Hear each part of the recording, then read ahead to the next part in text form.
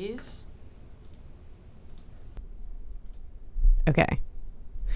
Can we hear me now?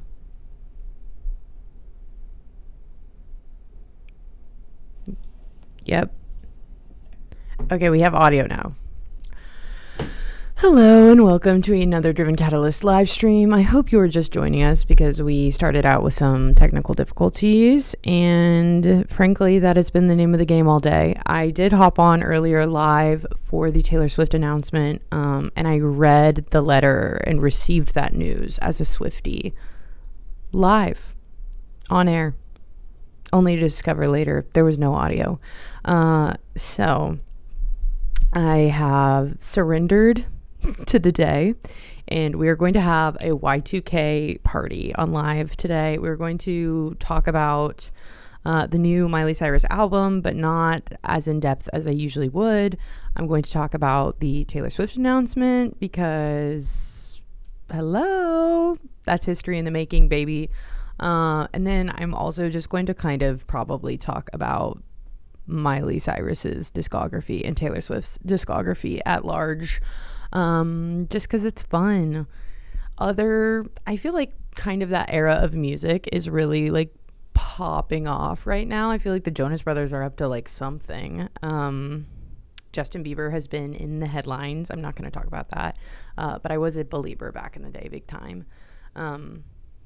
So kind of just all of these old favorites are doing their big one right now, or are at least being talked about in the zeitgeist. I don't know if that counts because it's not quite.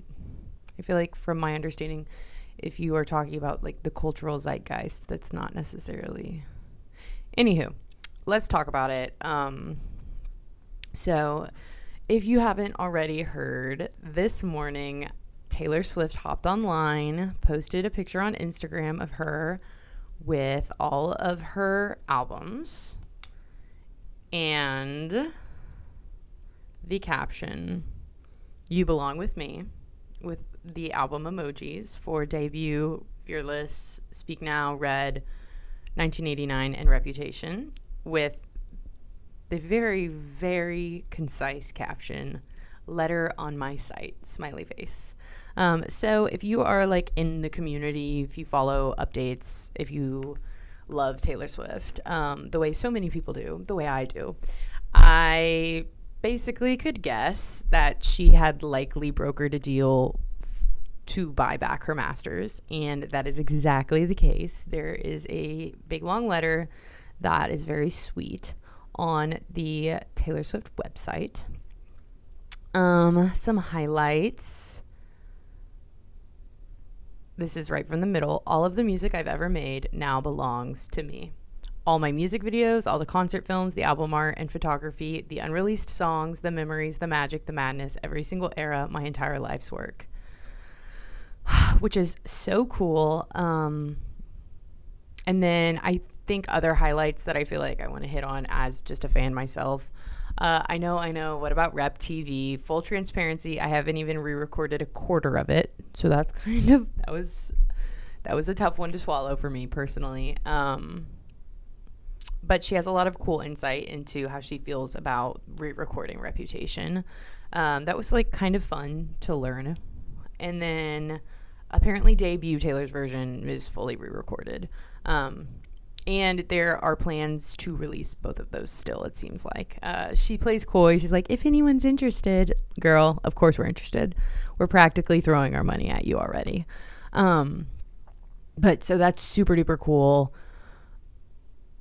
And quite literally, I've already said this, but history in the making.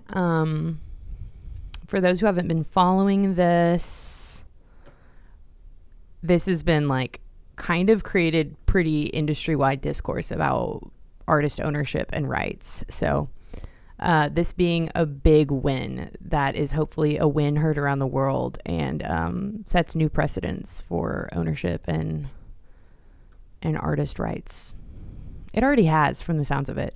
But yeah, this is just so cool. So that's that. And then I did listen to the new Miley Cyrus album, which is called Something Beautiful. And I'm just going to rattle off favorites. I have notes, but I kind of just don't even want to get too in depth. I just want to talk about my favorite songs and urge everyone to go listen. I'm so excited that both of these artists that were so near and dear to me, like growing up as a baby, as a little kid, are still wonderful, powerful women in the industry making cool art. So I will say the preludes and both interludes on the album are so interesting and cool to me. They flow into the rest of the tracks so beautifully.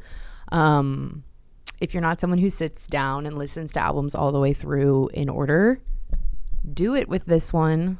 You won't be sorry. It's a great vibe.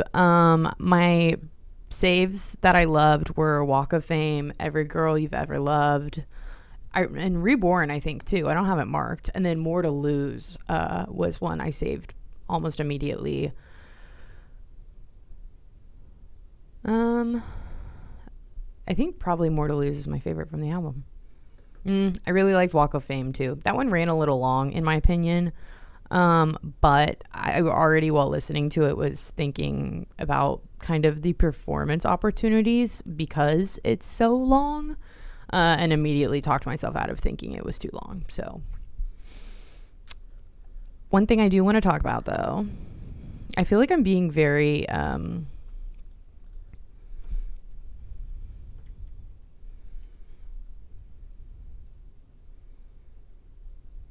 I looked up a word because I wanted to say didactic, but I don't think that's quite what I mean. But I feel like I'm being very weird about my segues in this live stream. But I was like, y2k party, woo! And I feel like I'm not bringing the vibes, y'all. I'm sorry. But I do want to talk about Miley Cyrus's 7 Things album, which I'm pretty sure is her debut. Just because, as I saw, this was like an opportunity to like be a y2k girly on live stream today and do like a fun little lighthearted stream and kind of hit on the highlights of the Taylor Swift news and the new Miley album. Oh, it's not the debut. Meet Miley Cyrus was the debut in 2007. Then we got, why did I think it was called 7 Things? The Breakout album in 2008. And that's probably why I thought it was her debut. Because it's literally called Breakout. It's her breakout album. That is, to this day, one of the best no skips albums I've ever heard. So fun. So growing up, my mom worked at a church, and so we had access to a stage and microphones in the summer. And me and my best friends growing up would do like camp rock style final jams where we would like get all the coworkers to come down to the sanctuary and perform for them on their lunch breaks, which I'm sure was just so fun for them. But like actually probably every single song from the Fearless album from Taylor Swift and then Breakout from Miley Cyrus were in regular rotation during those final jams. Like The Driveway, her cover of Girls Just Want to Have Fun is great, and I feel like I would argue exposed a whole new generation to Cyndi Lauper. So Cindy, like, run her check. I'm just kidding. Full Circle, Fly on the Wall, like literally I'm at this point just reading through the track list so that if you're there and you're watching, like, you will wake up and understand what this album is. Bottom of the Ocean, Wake Up America, These Four Walls. Okay, if you have not listened to this album, let me tell you what. You need to listen to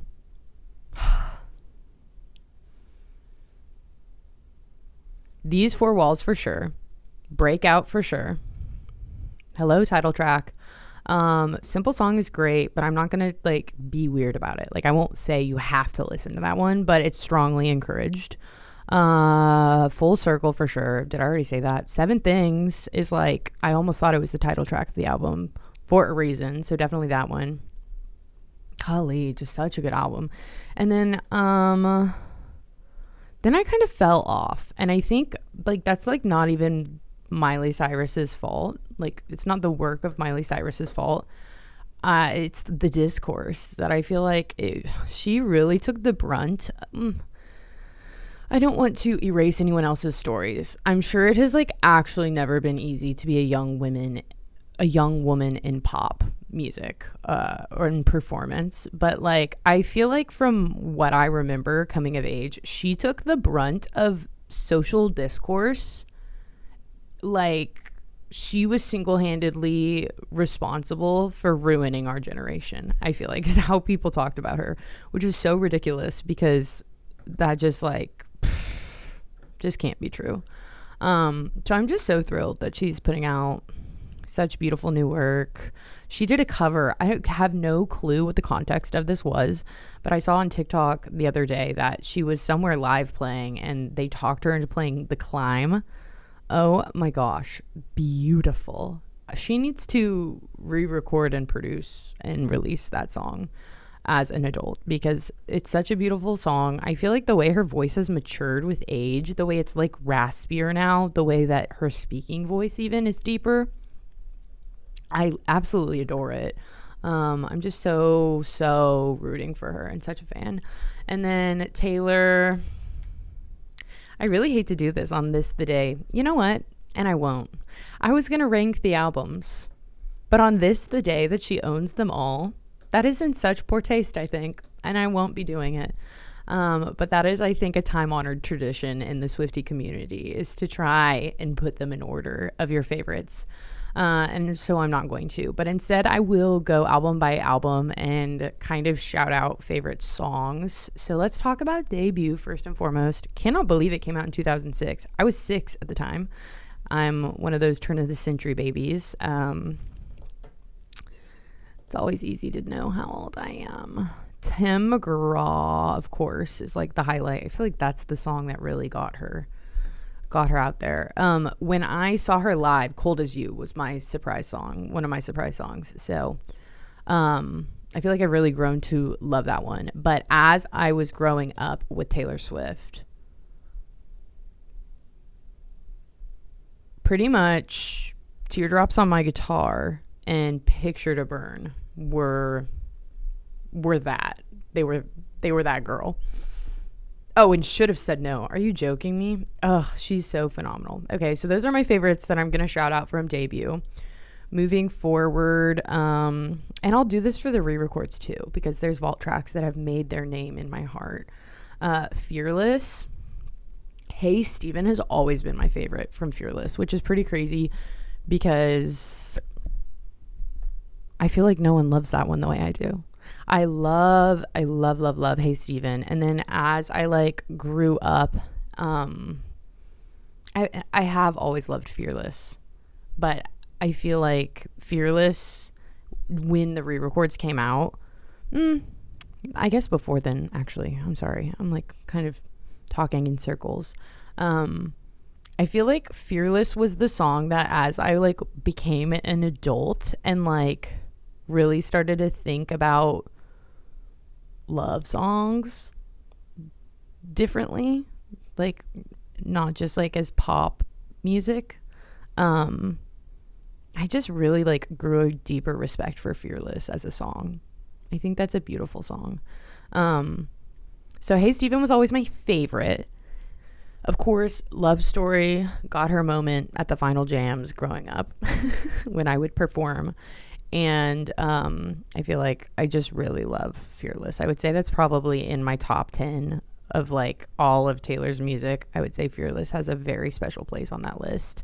The Best Day has probably never not once not made me cry. Never not once not made me cry. There's a lot of negatives going on in there. But it makes me cry all the time is what I mean when I listen to it. White Horse. Man, this album is just... it's chocked full, no surprise. All her albums are. Golly, and Platinum Edition. You also just can't convince me that Change is not a contemporary worship song. It's so funny. Okay, moving on to Speak Now. Speak Now is another album that's like like almost no skip. One of the most traumatizing songs of all time in existence, I think, is Last Kiss by Taylor Swift. So shout out to Speak Now for doing her big one with that. Haunted is phenomenal. Long Live, I feel like, is just so nostalgic and beautiful. Mean was a big karaoke song growing up. It was like when you shut yourself in your room, or for me, it was my parents' office growing up, which is so funny and embarrassing to just be in my dad's office with his little microphone that is meant for like calls, I assume. If that, did they even do calls back then? Like, why did he have a little microphone? But it was a little microphone, mostly for like talking into, right? Like recording voiceover or whatever. And I would use it for karaoke. And I would hold myself up in his closet and sing Mean by Taylor Swift. But that's one of those songs I like do not listen to anymore. Dear John like feels like a gut punch. Great track, of course. Speak Now. The way that almost everyone unanimously believes that there is a Speak Now music video and there just isn't is so funny to me. Like I believe and feel that so deeply. Like I feel like in my mind there is one, but I know there's not. And then Back to December is one that also I feel like is just like such a gut punch to me. Sparks Fly, Mine. Man, at this point I've named almost every song on the album. So at this point we're like not shouting out favorite tracks. We're just listing the songs on an album by album. Red, I was not there for Red. That's a cultural movement I was not a part of. And I'm sorry. I was there and locked in for Red Taylor's version. And I have since become such a devout fan of the album. Treacherous is my favorite, but I love Holy Ground. Everything Has Changed with Ed Sheeran is great. And then, of course, there's the tracks that get so much radio play from Red, which are like almost landmarks within her discography. 1989, hello. This is when I locked back in on Taylor. I was there for 1989, and it is such a, man, yeah, 2014. So I was 14 at the time. My sister had just like gotten a car, and we would drive around and stay at like IHOP doing homework. And then she would drive us home and we would listen to Blank Space on repeat and Bad Blood and Wildest Dreams and the whole album. As an adult, I love Blank Space has got to be in my top 5 favorite Taylor Swift songs. I said 10 for Fearless, so I got to say like 10 for Blank Space too. But I would say those are both probably top 5. Like within that ranking. I don't know who can rank them. All you have to do is stay. I love, what am I missing? Oh, okay, there's Deluxe. I love New Romantics. I love Wonderland. I Wish You Would. Man, so good. And then we got Reputation. My favorite is Delicate and Dress from Reputation. Gorgeous is so good. Lover. Basically, I feel like we can all unanimously agree that Death by a Thousand Cuts and Cruel Summer are ridiculously epic tracks. I love Cornelia Street. I love Paper Rings. I love Me. Me is a song that is hotly debated on the internet. People always want to come for me. It's great. I love Me. Taylor Swift, if you're watching this, I'm here. I get the vision. I was there. I'm there with you. Love You Need to Calm Down. We love Daylight. We love Afterglow. I love the Lover era. So good. But I am also one of the few that believes that Reputation was the true Lover era. And then the Lover era came after. And it's kind of like, anywho, there's stories being woven, and I'm here and I see them all. Folklore has got to be one of my favorite Taylor Swift albums of all time. I refuse to pick a favorite. It's probably Cardigan, though.